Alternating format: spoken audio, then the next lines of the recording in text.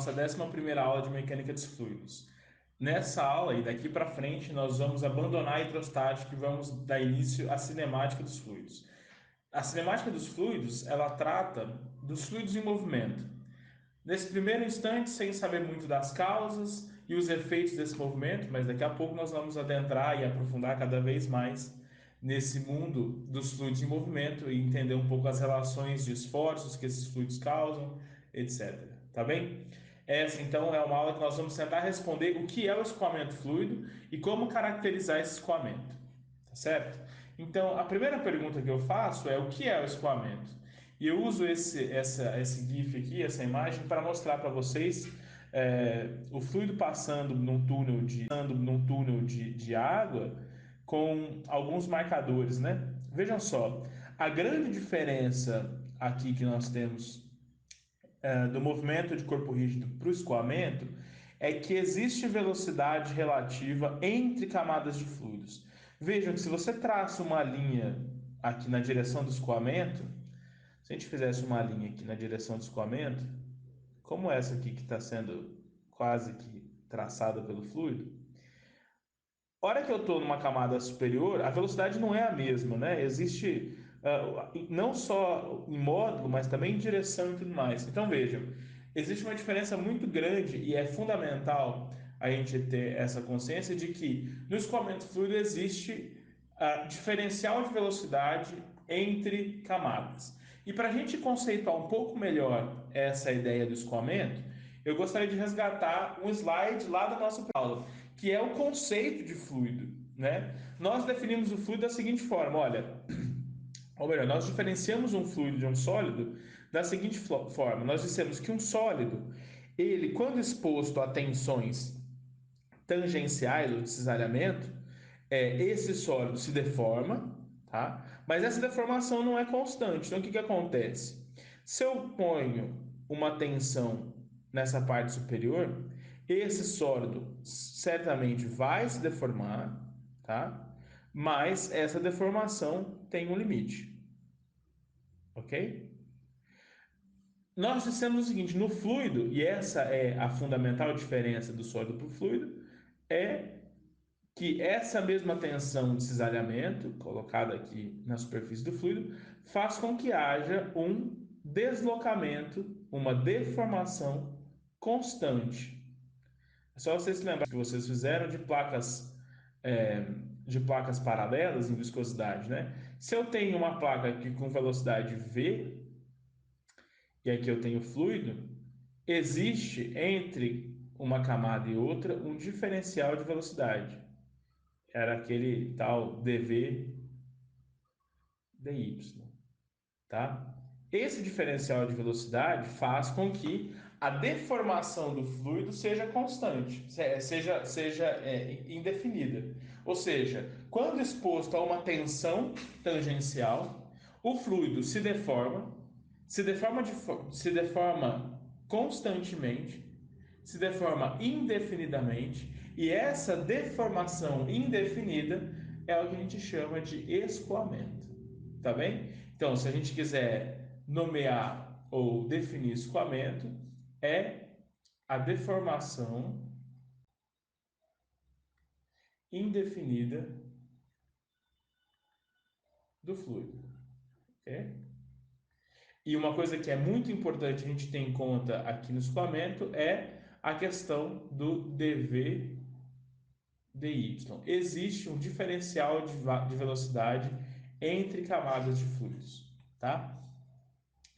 Bom, tendo definido o que é o escoamento, nos vem uma propriedade muito importante, um conceito muito importante, que é o conceito de campo. Aqui nós vamos falar muito de campo de velocidade, mas poderia ser qualquer tipo de campo, tá? Vamos supor, nós temos um carro aqui num túnel de vento, tá bem? Então eu tenho um túnel de vento soprando nesse carro, nessa direção, né, na direção frontal do carro. E vejam, em cada ponto aqui do vento, do ar se movendo, né, eu tenho velocidades diferentes.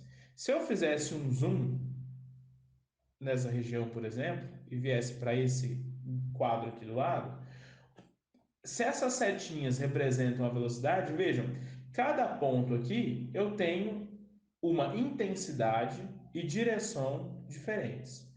Essa ideia de que uma grandeza varia de acordo com a posição no espaço XY, ou melhor dizendo, de acordo com a posição no espaço XYZ, eu tenho valores diferentes de uma grandeza, isso me define uma ideia de campo dessa grandeza.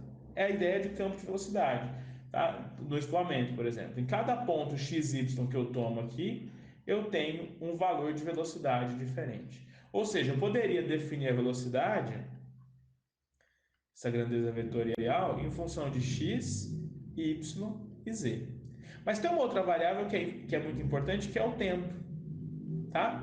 O campo de velocidade ele pode ser dinâmico no tempo, ou seja, agora eu tenho uma vazão de ar aqui, um sopro de ar com uma velocidade, daqui a pouco essa velocidade aumenta, depois essa velocidade diminui, depois ela aumenta de novo. Então eu tenho uma grandeza que, além de cada ponto no espaço ter um valor, em cada determinado instante de tempo t, eu tenho valores novos.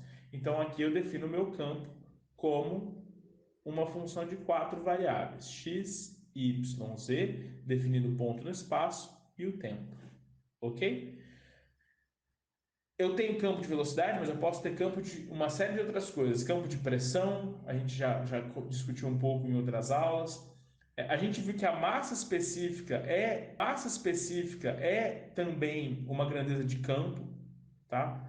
Depende do material, na mecânica dos fluidos é constante, mas se eu diminuo a escala, por exemplo, lembra que a gente viu aqui naquela questão do volume, para definir a hipótese do contínuo? Então, eu poderia dizer que a massa específica pode ser vista como uma grandeza de campo.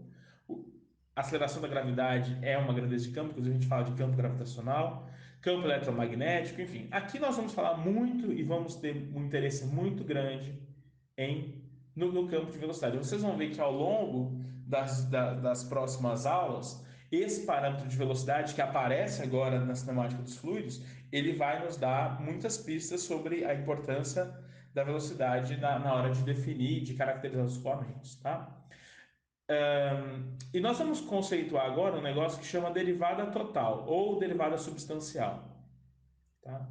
Derivada total ou substancial. Eu tenho uma variável v que depende de x, y, z e t.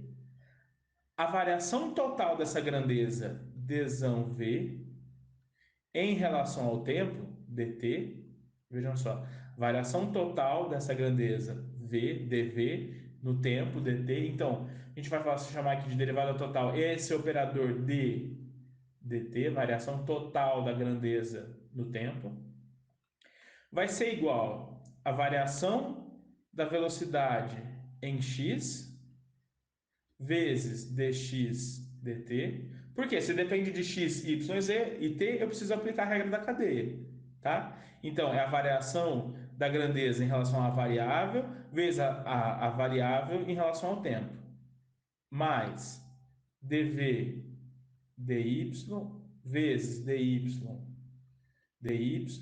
vezes dy dt, mais dv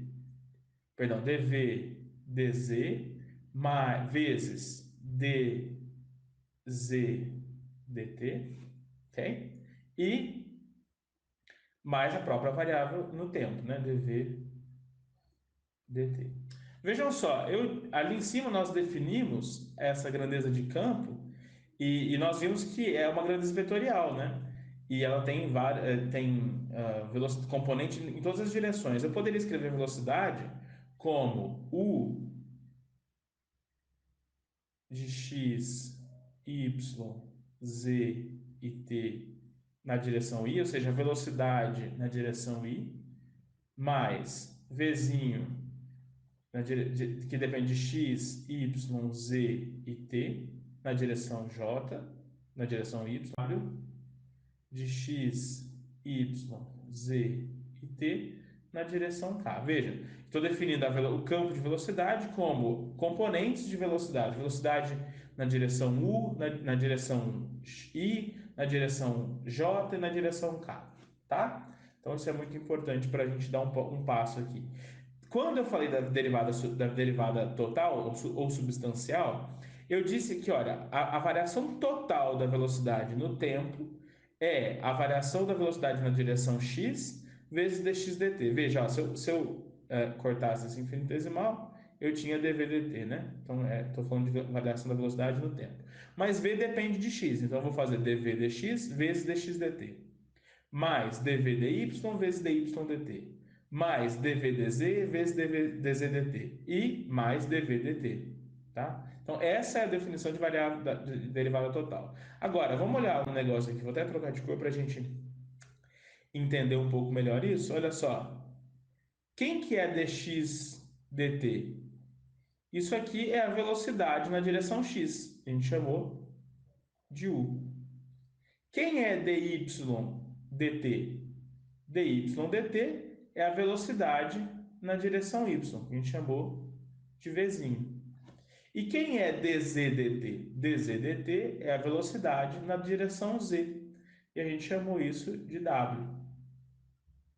Então eu poderia substituir aqui, ó, e falar o seguinte, que dv dt, a derivada total da velocidade no tempo, é igual, sobre esse camarada sozinho, já vou colocar ele aqui, dv dt mais u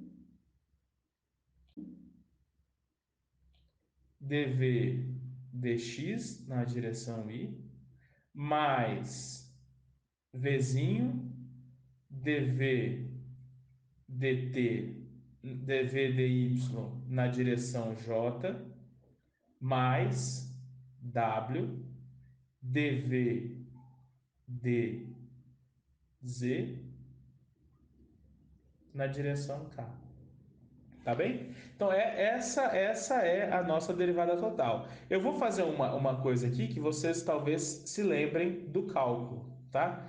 Esse vetor aqui, ó, vejam, se eu tivesse um v multiplicando aqui, tirasse esse v, eu ia ter d dx na direção y, d dy na direção j e d K. Esse operador aqui, se a gente se lembrar lá do cálculo, é o operador gradiente, que a gente representa pela letra grega nabla. Então eu poderia escrever essa mesma equação da derivada total, dzão v dt. E outra coisa, esse termo aqui, ó, o vzinho w, é a própria velocidade. Então eu poderia escrever que dv dt é igual dv dt derivada parcial da velocidade no tempo, mais v que multiplica nabla v. Esse nabla v é justamente esse operador de dentro, ó, dv dx, dv dy, dv dz. E esse v aqui de fora é u, v e w. Tá? Então, eu poderia escrever essa derivada parcial, derivada total de uma grandeza de campo depende da variável no tempo e da variável no espaço, ok? Vamos pegar esse mesmo conceito aqui, dv dt, da derivada total no tempo, é igual a dv dt mais v nabla v. Aqui ficou meio parecido, né? Mas aqui é um nabla e aqui é um v com a setinha de vetorial, ok? A gente disse que v de velocidade de x, y, z e t é igual a u na direção y, mais v na direção j, mais z, mais w na direção que u depende de x, y, z e t, ok? Então, u e v e w, né? Todos eles dependem de x, y, z e t. A gente vai definir o seguinte, olha, o escoamento permanente é aquele que a derivada parcial é igual a zero. No nosso caso aqui de velocidade, mas poderia ser uma grandeza qualquer. Então eu vou representar aqui deta dt igual a zero. Derivada parcial em relação ao tempo é igual a zero. Ou seja, naquele nosso campo aqui da velocidade, tá? Em qualquer instante de tempo, para o mesmo ponto, a variável é a mesma. Ou seja, eu estou nesse ponto, passou um tempo, passou dois, passou 10, passou X tempos e a variável não mudou, é a mesma, ok? O valor da variável. Vim para esse outro ponto, pode variar desse ponto para esse, pode ter valores diferentes, porque eu mudei x, y, z. Mas passo um tempo, dois, três, e nesse ponto a variável não muda. É como se eu estivesse vendo aqui, por exemplo, ó, tempo, velocidade. Num ponto, estou olhando em um ponto, essa velocidade é constante. Estou olhando em outro ponto, essa velocidade é constante. Mudou de um ponto para o outro, mas no tempo não muda. Então, e isso serve para qualquer variável, que eu estou ilustrando com a velocidade, mas serve para qualquer variável que tem essa noção de campo. Então, dv dt é igual a zero. E a gente pode também classificar os escoamentos em termos do número de dimensões. Se ele depende só de U, se ele depende só de U, ou só de V, ou só de W, ou seja, depende de uma única dimensão, isso é o escoamento unidimensional. Se depende de duas, U e V, V e W, U e W, a gente chama de bidimensional. E se depende de fato das três dimensões, das três variáveis x, y, z, né? U, V e W, então a gente vai chamar de tridimensional, ok? Então a gente pode classificar o escoamento em termos da variação no tempo, escoamento permanente ou não permanente, e em termos do espaço, unidimensional, bidimensional, tridimensional.